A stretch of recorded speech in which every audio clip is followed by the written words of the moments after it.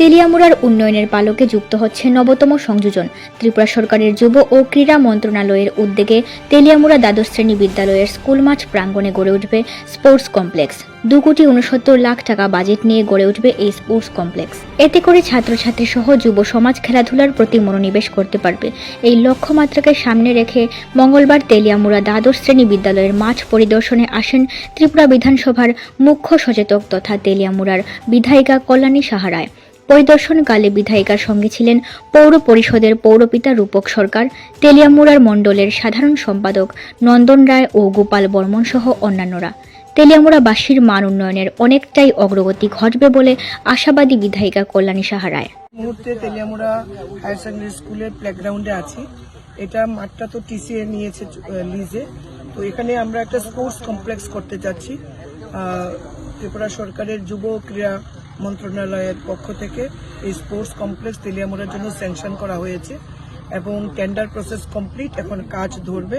তাই আমরা site selection করে আমরা ওই এজেন্সির কাছে জায়গাটা হ্যান্ডওভার করার জন্য আমরা এসেছি। সঙ্গে রয়েছেন আমাদের মাননীয় চেয়ারম্যান তেলিয়ামুড়া মিউনিসিপ্যালিটি, আমাদের এই ওয়ার্ডের কাউন্সিলর, আমাদের তেলিয়ামুড়া মণ্ডলের জেনারেল সেক্রেটারি তারা রয়েছেন।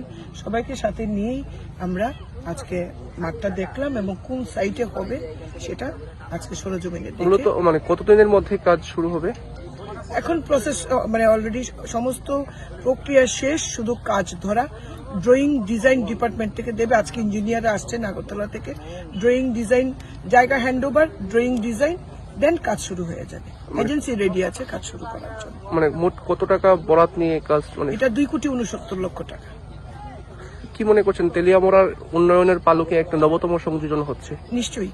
দেখুন, আমরা তেলিয়ামুড়াতে প্রতিভার অভাব নেই।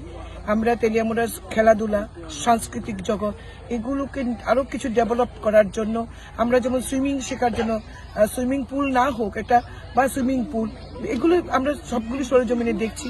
একটু আগে আমরা চাকমাঘাট ব্যারেজে গেছিলাম তেলিয়ামুড়া পৌর পরিষদের এলাকার মানুষকে জল নিয়মিত দেওয়ার জন্য, সেটাও কাজটা আমরা দেখে এসেছি। তেলিয়ামুড়া শ্মশান ঘাট, সেটার ডেভেলপমেন্টের জন্য আমরা আজকে ভিজিট করেছি।